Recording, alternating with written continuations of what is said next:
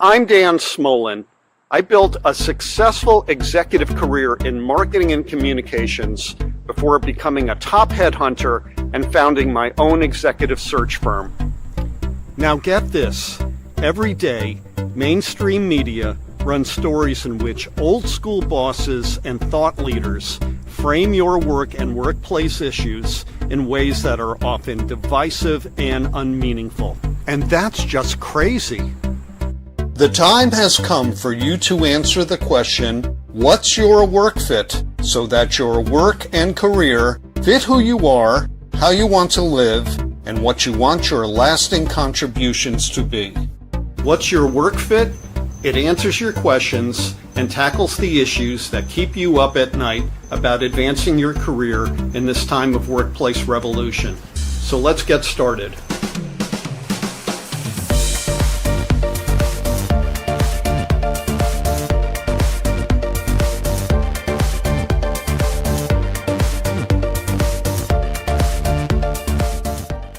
Hey, good day, everyone. Dan Smolen here from What's Your Work Fit. I hope you're having a good and successful day. We got a great show today, absolutely phenomenal. But before we get to that, I want to offer my gratitude to all of you who have become part of the What's Your Work Fit community here on LinkedIn Live, on the YouTube What's Your Work Fit channel, on our Substack, and just in other ways. We've built this community organically, slowly, without paid support.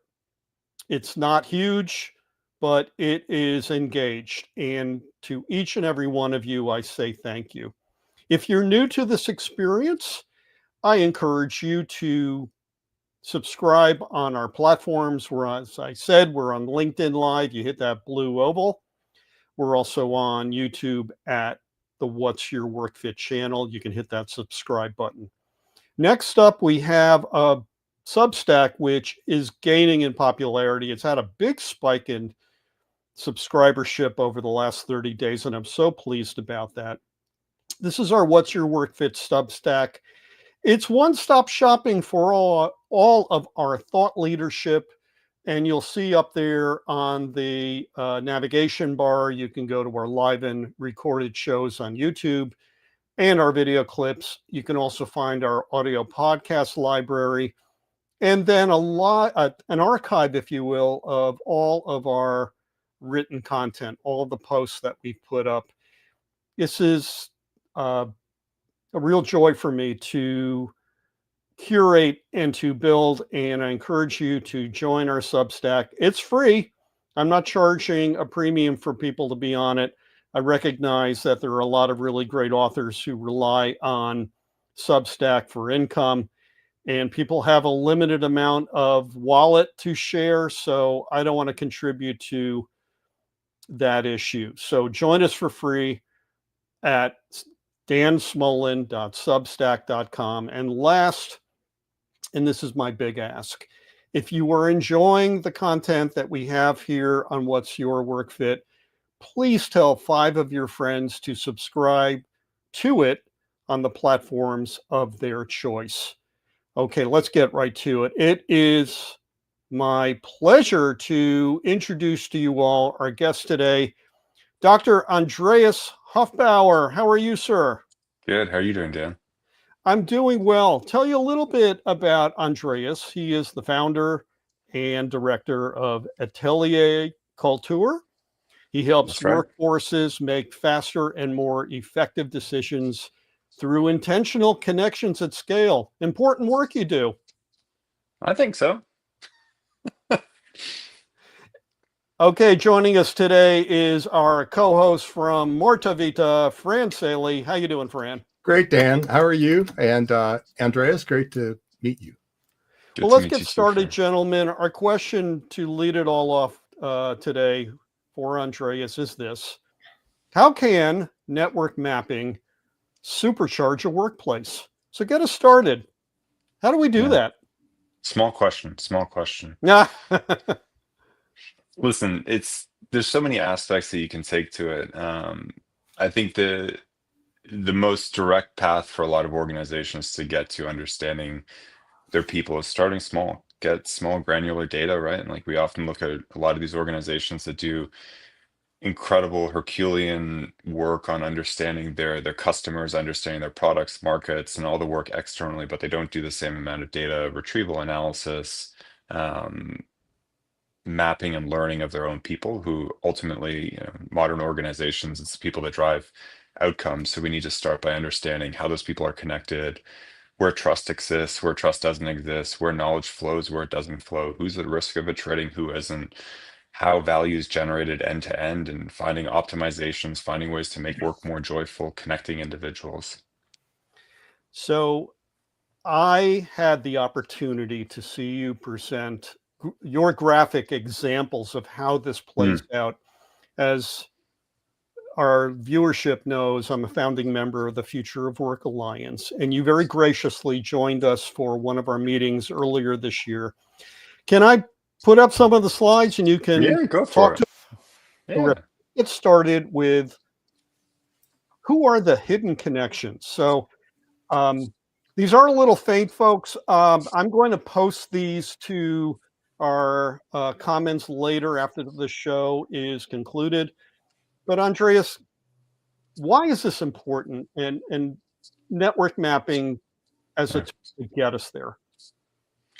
Yeah, the easiest response is we all know who the super connectors are in an organization. Usually there's a handful of people that you can point to and say, hey, these are the folks that are doing a lot of the work. But what I've heard over years and years of doing this work in organizations is I spend 10, 15 hours of my week connecting people, helping people find the knowledge, resources, individuals, helping build influence, helping people get the support, feedback that they need. But that doesn't show up in their performance review, right? So at the end of the year, they get marked on basic metrics, and oftentimes we see people that are really knitting the fabric, lubricating, making sure the work actually happens.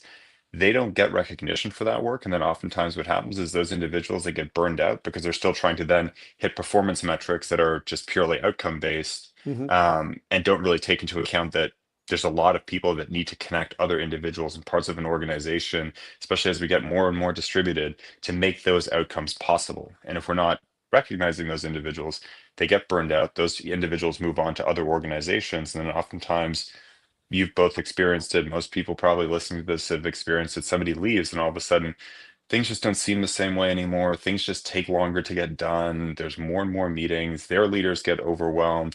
Things slow down. Projects don't hit timelines, budgets, or expectations. And it's because we're missing these hidden connectors. So rather than just focusing on the handful of folks that people can easily point out in an organization, we need to start to understand who are those individuals who are like day in and day out weaving that micro fabric of effectiveness within an organization, connecting people, making sure that people feel like they're not working transactional, but they have individuals who are there to support them, and pulling those out, elevating those individuals to make sure that we can identify who are the people who are day in and day out, making sure that different parts of the organization stay connected. So let's get to the next slide. Who are the most influential? So Mhm. why is it important to network map this? Influence, it comes in so many different forms, right? You can think about influence from a standpoint of just pure connections. So individuals potentially, if you want just a really simple message to be passed through, you might want to look at influence and who are the individuals who are connecting knowledge within an organization or brokering between communities, and understanding for different types of knowledge to flow, we're going to look for different individuals. And we want to make sure that when we're trying to get mass messages out, we're getting those to the right people. But also if we're trying to shape behaviors, interactions, perceptions, that we're finding individuals who have really close connections to individuals, people who there's trust, reciprocity, understanding, communication. Again, we've all been in organizations where executives are sitting here, they're pushing down information and they just assume that it's just going to disseminate out, but they don't have the right people in those networks. So that's where we always hear about that executive employee disconnect. And oftentimes it's because there's such a disconnect. So we need to find those people who are locally relevant to the populations that we're trying to disseminate information out, being able to identify those individuals and work with them, right? Bring those people into close conversations so that they feel that they're actually part of that conversation. So that then when they go to their peers, the people that report up or roll into them or in their periphery, or like in their little worlds that they're operating in, that they feel like there's closer connection, that they're closer tied to that information. So being able to pull out people in those instances, and then also using those people to listen up. Who are the people that are getting spoken to the most? Who are the people who are hearing the most on the ground? Those are the people that we want to be in close contact with, right? Because it goes both ways. We want to push information down, but how many organizations claim to be customer first, and executives, middle management have zero connection to the people who are actually daily interacting with customers, seeing problems, interfacing with the challenges of the organization and how it operates. If we don't have the individuals that we know who are influential there, who are the people who are able to gather the information from the people who are frontline workers, who are actually engaging with our customers, we need to identify those individuals so we can kind of collect information at scale and listen up into the organization as well. So then we get to the periphery. Who's on the Yeah. periphery? What can you Yeah, tell there's us about that? so many times in organizations, especially when you look at folks who are more tenured in their careers, they have positions of greater authority in the organization, no matter how that's defined. They tend to have more diverse networks, they have more integrated networks. But we start to find in more distributed workplaces, in organizations that are very large, is that you have individuals who have roles that become really siloed off, and those individuals, they start to become less connected to the overall organization. These people Hmm. have way higher chances of attriting. So being able to identify people who have few connections, well, not only does that make work less enjoyable, these people tend to be the ones who say work feels transactional. They don't have friends. They feel lonely at work. They feel Hmm. disengaged. It's because you're just you're isolated, and oftentimes that's just a product of maybe their leaders aren't as effective in helping them build connections. Maybe there aren't really good programs in the organization for building community, and building connection between different areas of the organization. Maybe they have a really poor onboarding process, so there's something else going on, but we want to identify those individuals who are most likely to attrit, who have fewer connections, and be able to figure out, is this something that's systematic? Oftentimes we find it's junior employees potentially, that came into an organization in particular pathways. So maybe that's just a sign that, hey, we need to change that pathway, or we need to just understand why it's this type of individual, or if it's not systematic, what's going on there? How can we start to uncover the information that we need to bring those individuals closer into the fold? Because the more connections, or the more diverse connections individuals have, and making sure that those connections are aligned with the outcomes that the organization or the business unit is trying to drive towards, we find that those individuals, they stay longer, they contribute more, and they have greater impact in the organization. So identifying them early on, quickly, that's probably the most effective way to getting the most out of your people. And then we have wide bridges. Explain Yeah, that to us. yeah. So super important. Again, large organizations that are distributed, you start to see them fanning apart. They become more like a archipelago of disconnected islands. And what happens then is that not only things slow down, but knowledge doesn't transfer. And what we saw a lot over the last few years is, as organizations do become a bit more archipelagoed out, and that's not saying that people need to go back to the office. We saw that pre-pandemic in any organization where people are, more than 30 people, and you don't know every single individual who's around you.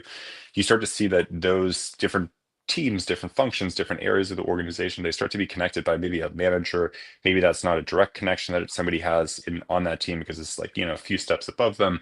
What you start to see is knowledge doesn't transfer between them. So if you're trying to rapidly move through changing markets, addressing new market opportunities, pounce on opportunities, circumvent shocks to the market, if you don't have those wide bridges, so you have a lot of connections between different parts of the organization, where trust, reciprocity is built up, knowledge slows down. So we want to make sure that we have a good amount of connections where there's reciprocal connection between them, and they're overlapping, so that individuals can not only quickly gather information, but they can kind of start to suss out and understand, where's that information coming from? What was the context within which that decision was made, so that they can absorb that information quicker.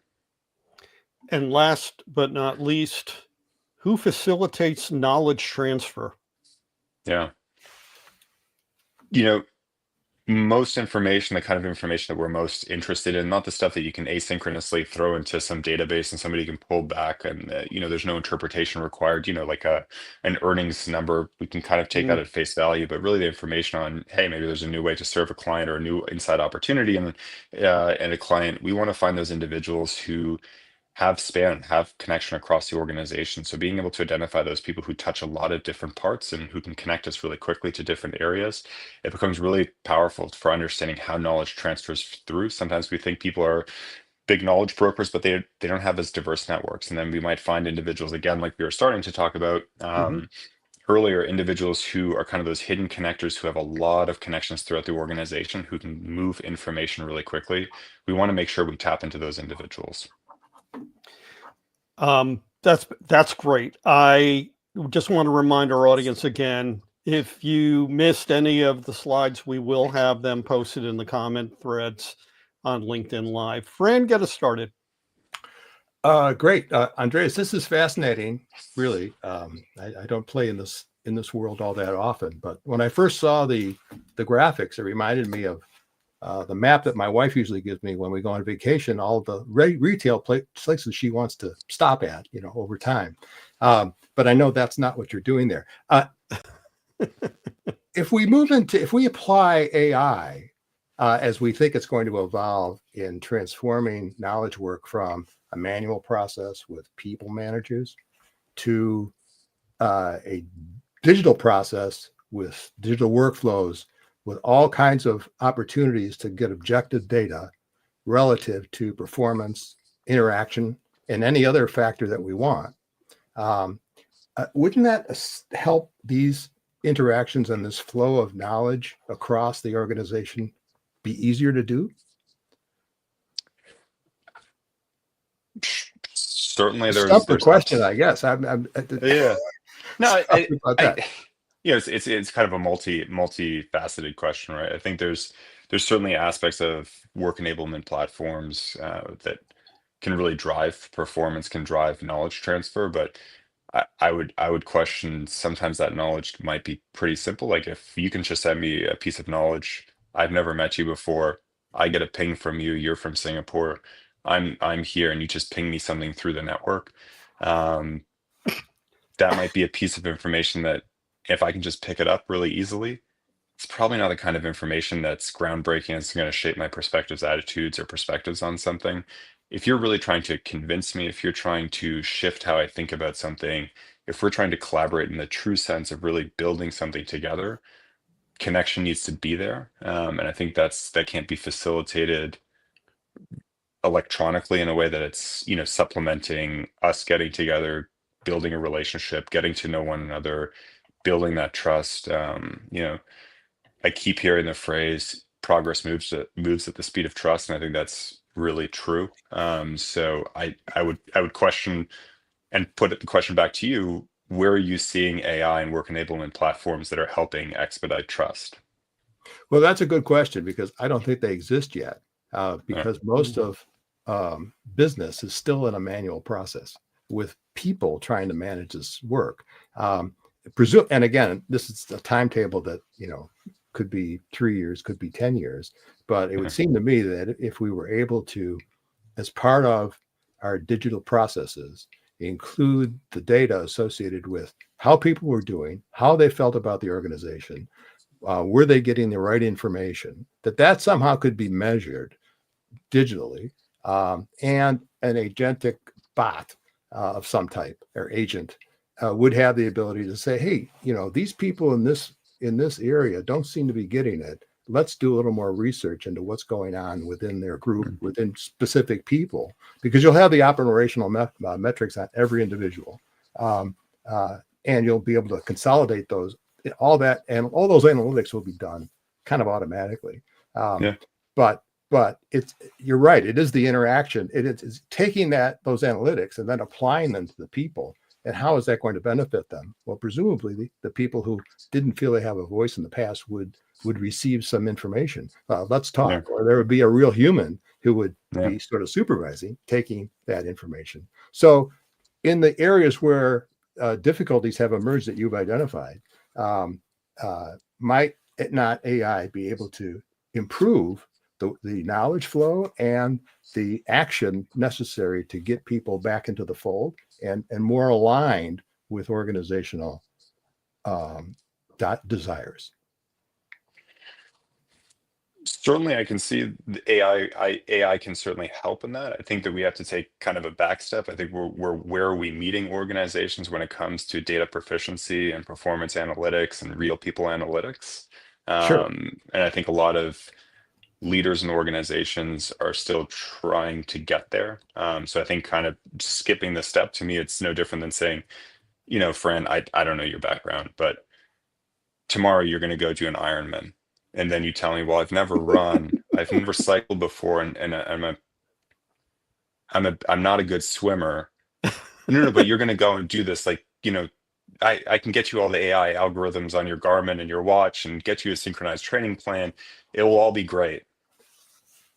Then what do you do, right? Like we see oftentimes when we work with organizations, there's like data overflow because we're meeting people at a point where we can bring data and like insights, and we have to go all the way back and help them understand just basically how do you build those connections? What are those connections? How do you actually act upon this information, right? Like that, to me, it isn't, hey, AI is going to come, and yes, it can come and it can bring a ton of information and overwhelm.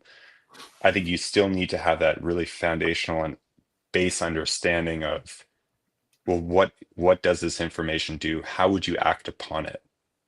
I think that's where we need to like start working with organizations more, right? Because as the speed of AI increases in organizations, it's just going to mean that we have to collaborate more quickly, right? Like if we can get our work done so much quicker, we have to be able to coordinate more. I was chatting with a law group where the stuff that used to take weeks to do, they can now do in 5-10 minutes. Mhm. That means cases are getting closed a lot quicker, which means that they have to think a hell of a lot quicker than they did before. They don't have the time to ruminate over things. They don't have time to walk around. They don't have time to like let things sit. So that might mean different practice groups have to work a lot quicker, a lot more effectively together in matter of days, not months. And just to So follow up on that, how are we building up the capabilities for leaders to understand then, even base like who needs to come together, how they need to come together, rather than just giving them this bulge of information and then just feeling this cascade, which typically then people just are like, I'm out. Just too much, too overwhelming. You described the situation that now exists in many areas of knowledge work, where things that used to take days, weeks, months can be done in 15 minutes, and that translates, I think, to social concerns by individuals over their relativity to the organization itself. And I'm sure you're aware of the AI projections in terms of what's going to happen to the workforce as we require fewer and fewer people. Certainly they'll need less space to do work, but we'll probably need less people. And that puts individuals, I think, in a very difficult position when they are concerned about their future and their ability to generate income versus how they fit into an organization and are they happy there. It's kind of an existential threat to them. So can you give us some insight into how that's impacting organizations today? And certainly it will be something that emerges in we're going to take unemployment from 4% to who knows where. Certainly as unemployment creeps up, this is going to become more and more of an issue. And is it going to help or hurt getting the alignment that is organizationally driven into people who feel somewhat threatened of their very existence in the organization? Yeah, I'm by no means an AI expert in I'm not workforce either. management. So probably not a conversation that I'll weigh too much in on. But I would certainly say like it puts more and more onus on relations, right? And like building relationships up and understanding the value of those and finding areas of work where that's incredibly valuable. I would argue that in most organizations that still exists. Most work enablement platforms are going to augment work and give people more capability and capacity to do incredible things together. But now we need to make sure that they have those abilities to do that, right? And for leadership, again, to imagine what that is if we take people and offload the stuff that they don't really like doing, the crummy work, and then being able to really engage in the work that drives stuff forward. If we go back to your example on, how can we use AI to build all this information? Well, if we can use that to like offload all the stuff that is manual, is kind of really bad, and some of the really terrible frameworks of gathering data in organizations that tends to be like really disparate, really disconnected, really not easy to put together and generate insights out of. If you can offload that, that's great. But then make sure that we're building the capabilities of those individuals so they can understand how to actually action upon that information, how to use that to drive business performance and take an organization into the future, whatever that might look like. So I think it goes both ways, right? It's like you're offloading some work, but how do we now think about how we can take our abilities, and one of our incredible abilities is to relate, understand, build human connection, and identify capabilities or hidden dimensions and hidden latent talents in individuals and markets, and pulling that out to really turbocharge growth. Great, thank you. What excites me about the illustrations that you provided us is that I think it arouses a lot of the visual learners out there who may look at engagement and say, I don't know how to get this started. Mm-hmm. And just as a personal professional aside, but years before I was in recruitment, I was in the database and digital marketing arena, and one of my jobs was to sell data. And at one point I was selling business to business data, which is dry as toast. But what changed the selling process was when we put a mapping tool on top of a database to say, okay, Joe, do you want to see where your best prospects are? They're right here along Route 1 and the intersection of Main Street. Mm-hmm. Ah, I see it. That's what excites me about this from a recruitment, an engagement, a talent retention standpoint, because now I can say, okay, I don't know how to get this started, but once I do, Mm-hmm. now I can see where to go. Yeah. Can you describe what that aha moment experience is like for people? Yeah, it's funny that you bring that up. I was chatting with two of your long-term listeners, Melissa Fisher and Phil Kirchner, last night on a walk through Brooklyn, and I was talking about Name showing up dropper. here. Yeah. and I was saying, it's network analysis, relational analysis, whatever you want to call it. It's a funny business, right? Because what I showed you is just, to most people, it's just spaghetti and meatballs, right? Because Right. it's not their organization. But once you show people their spaghetti and meatballs, Right. they get excited. My typical reaction, if we're try to do it always in person when we're presenting out to groups, because typically if you have big screens and you can take those maps, now you imagine that was like 100, maybe 200 people. And you think, thousands, tens of thousands, you show these like larger projections. That's typically when you have ELT, SLT teams like looking, standing up and just stopping and just looking at the screen, kind of, they're all huddled around one of these massive projectors in a conference room. And they're like, that makes so much sense. Didn't understand that. Didn't see that. This puts texture, this puts structure to what we've been feeling. Because most of the time, leaders, they intuitively can sense that something's happening here. They can sense that areas are separated, but oftentimes it's gut instinct maybe that's telling them this is why it's happening. But when you start to see the social structure that is really like giving life to maybe these groups not being connected, or areas that are struggling, it becomes that personal connection into the data. And then all of a sudden it becomes, like, yes, let's like double down. And oftentimes we start small. Starting really large can be overwhelming. It's, even for large organizations that have really built out capabilities and capacities around making decisions on this, it's a lot of new information coming at them at speed. And once you take a few relational questions, you back end in all their HR data, any other data, performance, team, all that kind of stuff, all of a sudden you get a lot of comprehensive visuals into an organization. Then all the back end analytics, like robust analytics that you'd run. So typically, if you start really small, it just provides that texture to start that grappling hook, and then all of a sudden you start to also get a lot of buy-in from employees, because you can start to demonstrate back. Like, the most effective uses that we've done with this is we do it at teams, functions, organizations, whatever the skill is, and then you bring employees in from frontline workers who are just starting in their career path, all the way to people who are kind of ELT, SLT, who've been not their first rodeo, and they're looking at this and they're like, okay, now we understand why you're doing this work.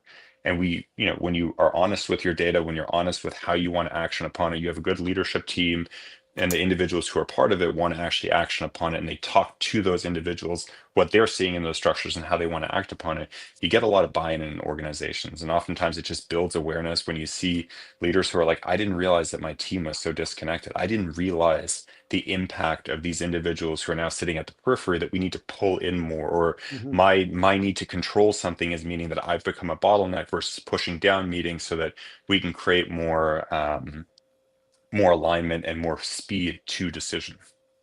I would have loved to have been on that walk through Brooklyn with you and Phil and Melissa. It Great. started off with a ferry ride with Corinne and Phil.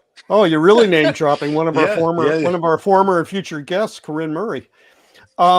So another application that came to mind, and again, this is me wearing my 20-year recruitment hat, is how this can create new opportunities for a company that is seriously trying to empower, but more importantly, retain their top talent. And perhaps we often work with big distributed multinational global companies that have people all over the place. I know I'd imagine sometimes in companies that are really big, people get lost. But I look at this and I say, wow, a chief people officer or a chief people team can actually use this tool to uncover hidden rock stars. I hate that term, but I don't know what else to call it. People who are high opportunity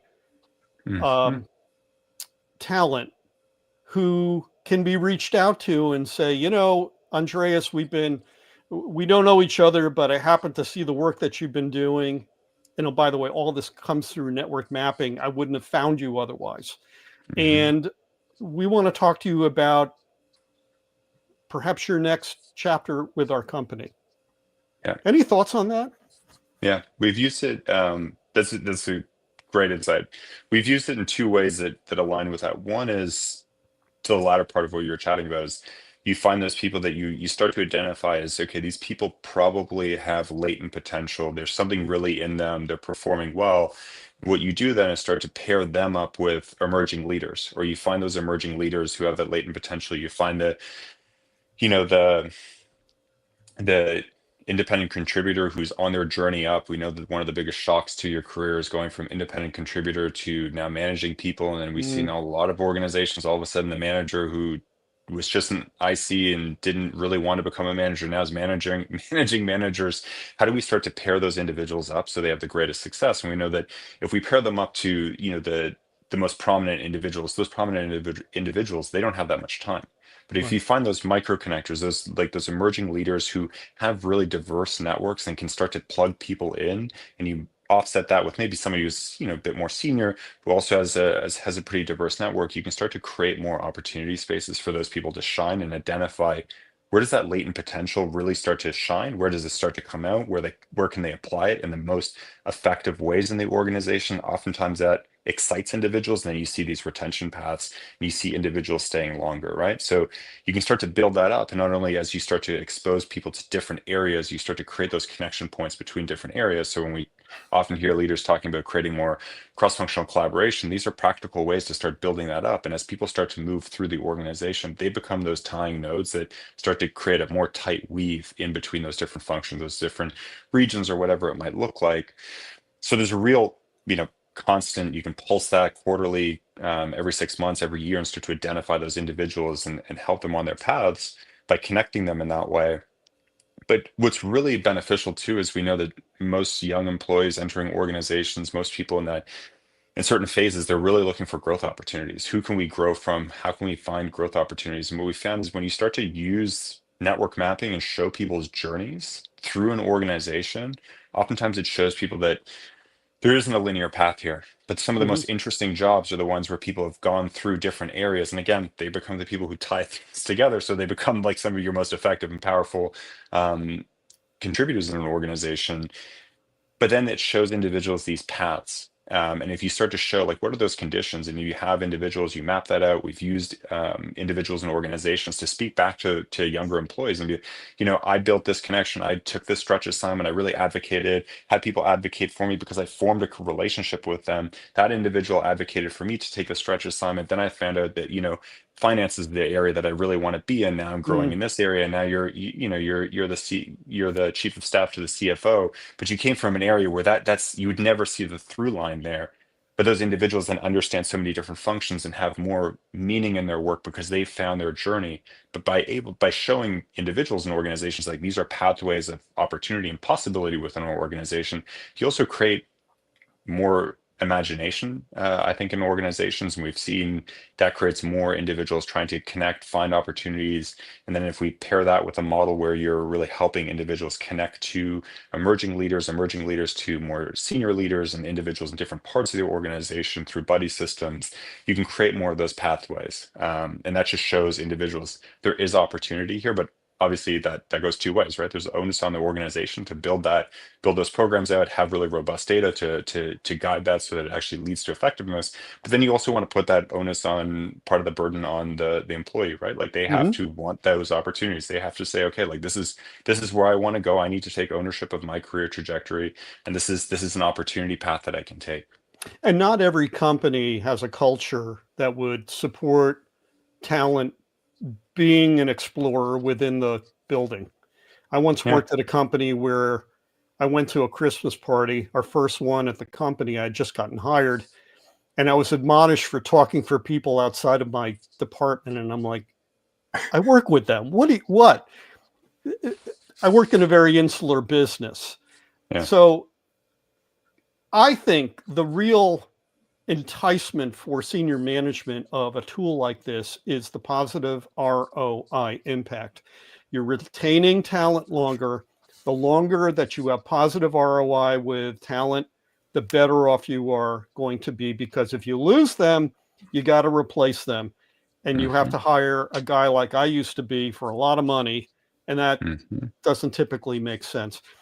I'm gonna pass it off to you in a second, Fran, but I just want to offer up. We have a viewer in Kenya, Nixon. Thank you for joining us today. Likes our content. Hey, very good, Fran. Andreas, how do you see the generational divide impacting on your recommendations for organizations? I mean, if you're going from, Gen X through Zs. That's quite a different personality type. And there's been an evolution of how people think and how they relate to organizations. How does that impact your work with clients? And do you see, the current comers, the Z people, I guess, we're not into who's next, A1 or? Alpha, but they're not out of high school yet. Oh, okay. Well, we'll say for a couple of years. They're starting AI companies. They'll pass us by. Yeah, they're starting. It's been said that's going to be where the first trillionaire is going to. Well, actually, it's going to be Elon. But after Elon, it's going to be some Gen Alpha in his basement or her basement, creating the next AI play. How does that impact on what you do and how clients feel about implementing activities to further the information across your networks? Yeah, great question. I typically think about it in life course like phases. Oftentimes that's a bit more germane, right? Like you might have someone who is in very different life stages, but they could be part of different generations, or they could be in very similar life phases, right? Depending on where they're at. And I know that sounds counterintuitive, but as somebody, I don't have kids. I could easily relate to someone who also doesn't have kids, who's in their later stage careers, and they can move at a different speed or have more openness to traveling around nonstop. So that's one thing. But ultimately, it comes down to what's happening in the organization. I think you can apply some of these surveys and these general principles and understandings and kind of put them on an organization and project at them, but the most authentic information is what you get out of them. I've worked with organizations where generation is, or life course, or however you want to frame it, is a really big indicator of what's changing what's driving connection there. In other ones, it doesn't do anything. And they might be compositionally this similar organization working in similar markets. In other ones, distributed is such a huge impact, and in other ones it isn't. So ultimately, what's most important is going in and gathering the data from the individuals in that organization, understanding what are the factors that are contributing to connection within this organization. If it turns out to be a generational thing, a life like a life phase thing, then we have to understand what that impact is and how it's impacting the work there authentically to that organization. And that's the approach that I take. Okay. This is not necessarily a related question, but it has similar characteristics, I think. In terms of distributed work, I sense in reading some of your materials that you seem to be leaning much more towards a presence, physical presence, more often than being fully distributed. Would that be a safe evaluation or observation? And if so, is that how do employees generationally deal with that as it impacts their futures? Yeah, I'm going to give you an answer that you don't want to hear. It depends on the organization. I've worked with organizations that are 5 days in the office a week, and they're just as siloed as an organization that's never been together, and just and organizations that are completely 100% distributed, working across every time zone, and they're more cohesive than people who've worked for decades in office together, right? So again, it depends on what's happening in that organization. I think different organizations have been able to bring in different types of talent. Certain leaders are able to build connection in virtual spaces that are stronger than those that are built in person. So it all depends on what is the capabilities and the capacity within the organization. I would say there's a huge benefit to connecting and meeting people in person. So organizations that are able to understand how they can do that at scale, they're the ones who succeed. Brian Elliott just put out a piece on Zillow and the work that they're doing to bring people together across a massively distributed organization. And we see in organizations that do the research, understand their people, and then understand how to intentionally bring their people together, right? Because we often see organizations that do a really bad job of bringing people together. Maybe they do offsites, but they're not connecting the right people. They're not being intentional when they come into space, and a lot of texture and qualities of when people come together are overlooked, which are huge missed opportunities. And that's why oftentimes why spend the money to fly a team that's distributed together when we're not getting the ROI on it? And then oftentimes the frustration is, well, why are they able to do it? So it goes back to, you have to understand your people, have to understand what's driving connection, what's holding it back, equally important, and then acting upon that. And then that will decide the cadence of how frequently you need to be in person, if you need to be in person, and then what that looks like when you are. Okay, so you're not an agent of Jamie Dimon. That's good to know.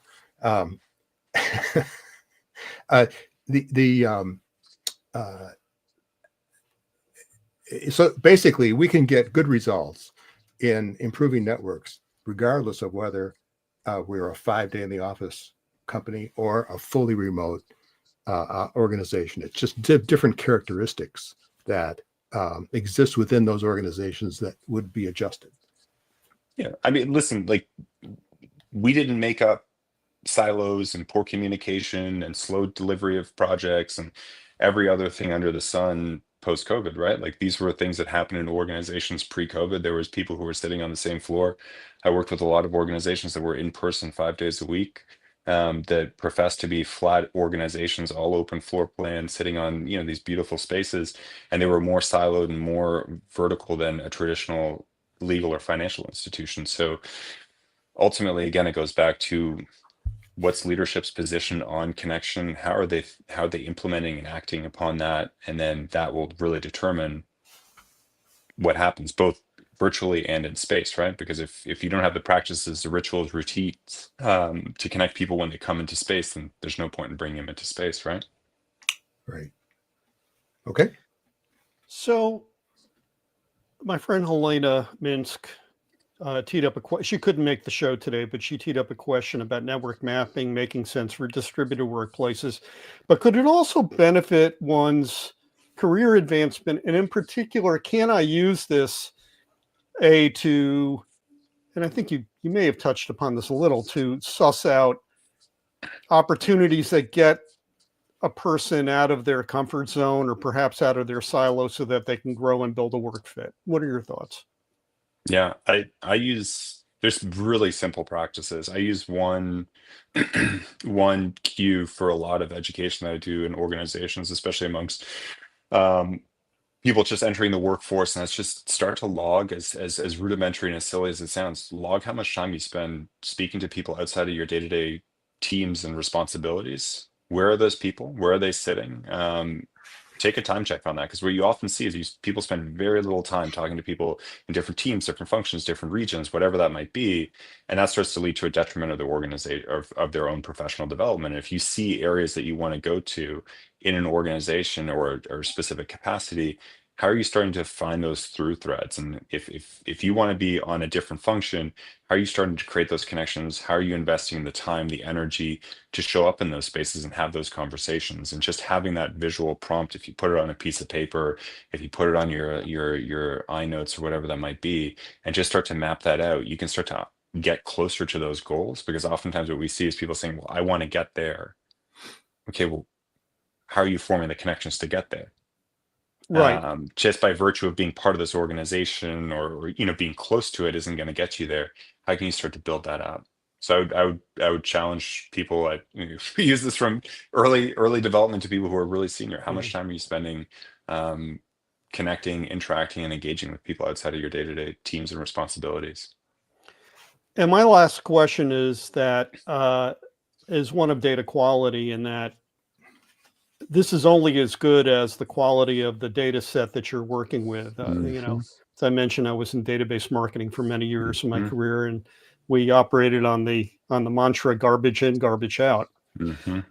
How can you counsel your clients and prospects to clean up their data sets and perhaps create some comparability in their data sets if they haven't, so that if they've done that, it's going to create a better experience for themselves and for their talent? Yeah, this goes back to Francis's question. So we have to start by building out more data intelligence in organizations, right? Like if we want to be data driven and really come with research informed approaches to work, or data backed approaches to work, we have to, like you're saying, Dan, is how do you start to build that data set up that it's robust, it's reliable, and what we're talking about is actually reflected in the data, and those are actually indicators of the kind of things that we want to achieve. So starting with just basic data proficiency, my approach typically to this work is to gather self-reported, the kinds of questions that organizations engage me with. The kind of stuff that I'm most intrigued about is stuff that gets at qualities of relationships that you can't get at looking at Viva Insights and those kind of places. So Right.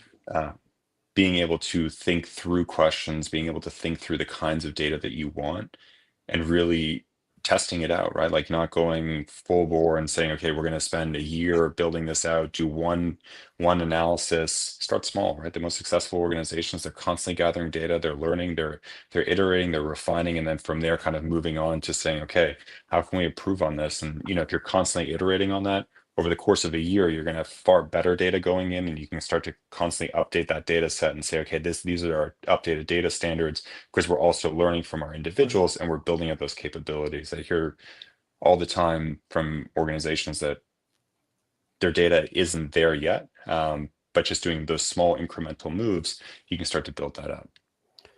Fran, round us around third. Just following up on this, Andreas, because I think you hit on a great point. In the current analog process, business process, and business workflows, there is no measure of interaction at all. It's never in a workflow. It's never there, other than someone who may have to come in and approve from outside your group or whatever, or even in the internal approvals within a team. But in a digital world, that can be a component of the data that is captured without anybody thinking about it. I mean, it would be automatically captured who was talking to who, not what they were talking about necessarily, but how much interaction they had. And you could compare that data across teams. And that would be, so if you had better data sets, as Dan pointed out, and we'll get there, it's going to take time. Yeah. But if you had all that, you would know an awful lot more about individuals. Yeah. And certainly both people and AI can suggest improvements based on the knowledge of all that data. Absolutely. There's certainly a through line there. There's a there. I'm sure it will come. But again, it goes back to Dan's, like, how do you making sure that data is really clean? I was hearing last night that a large organization where you expect a lot more cleanliness and data and higher expectations is happy with an error margin that's insane when they're measuring people performance. So we'll get there. we have a bit of way to go, and I think that's just in the quality of the data, and it kind of goes back to not relying and hoping that AI will solve issues. Like, we need to be really actively engaged in building these things out, and starting now, not waiting for someone to come into the space and say they have the solution, because oftentimes that data isn't as clean as is sold to them. Correct. A friend of mine is a senior executive in one of the major banks. I'm not at liberty to say which brand, but he said to me, the quality of the data that we have is abysmal. It's not comparable or comparable, and a lot of the data sets are empty in certain fields or wrong. And so I think in order to do this and do this well, you've got to commit first to fielding surveys that have comparable data sets to them, and to continually monitor the hygiene so that you do have a clean enough data set out there that these mapping tools actually pop the way they're supposed to. I mean, I was one of the most rudimentary metrics that we've been talking about now for, unfortunately, 5 years is attendance. I was chatting with someone again in a very sophisticated organization the other day, and they have zero attribute data on the individual with that. How are you going to act upon that? Right. How do you know of what's the systematic, what's the not, what's individual to this team, this function, this leader? It's so poor at making decisions that it takes commitment from the organization to say, hey, this is something that we think is going to be really valuable to us, and this is how we would act upon that. And now we need to take that onus of, like Dan's saying, start small, build out those small data sets, do small learning, show proof of concept, start to roll that out, and do that now, right? Like every month, every quarter, that we just wait for some magic bullet to come and solve the solution, we're another year behind, versus just saying, let's start to bite that off. Because if we're going to make people's decisions on people's work and quality of work off attendance data, we better know what's driving that in a more robust way than if they showed up or not. And that's really the easiest objective data to get. Mm-hmm. It's easy. It should be. It's easy. It should be. Gentlemen, we've run out of time. This could go on forever. I've so enjoyed this conversation that you, Fran, and I have had today, Andreas. Before we get to our final question, I do believe that you post your content on Medium. Is that correct? Not for a while. Not for a while? No. Well, so where would somebody who wants to learn more about you find your website? And on my website, you guys can throw my email in. People can reach out. Happy to have a conversation. I think that's the line of work I'm in. I don't sell a product or a service. Right. I'm in the diagnostics business, and I might have a solution set to that. If my solution set meets your challenges, I'd rather approach it that way. So reach out. Let's have a conversation. Let's understand what's going on and what's happening. Well, this has been fascinating. If you can, stay on after we log off just to finish up. And let's get to the final question, which we ask all our guests, which is, what's your work fit? And the question is, what attribute, condition, experience, place, or state of mind makes work a wonderful part of your day, doing many wonderful and meaningful things and not the all-consuming time suck of a day. What's your work fit? Yeah. So it's a challenging question. My work fit is very distributed. I'm constantly traveling for work, which is wonderful. I get to be in a lot of great places and be with individuals. The optimal day is being able to connect with individuals, learn from individuals, and being in these kinds of conversations. That's wonderful. I hope you'll join us again at some future Yeah. point, Andreas. Absolutely. Thank you for having me. Appreciate it. Thank you, gentlemen. Great show. Nice to meet you.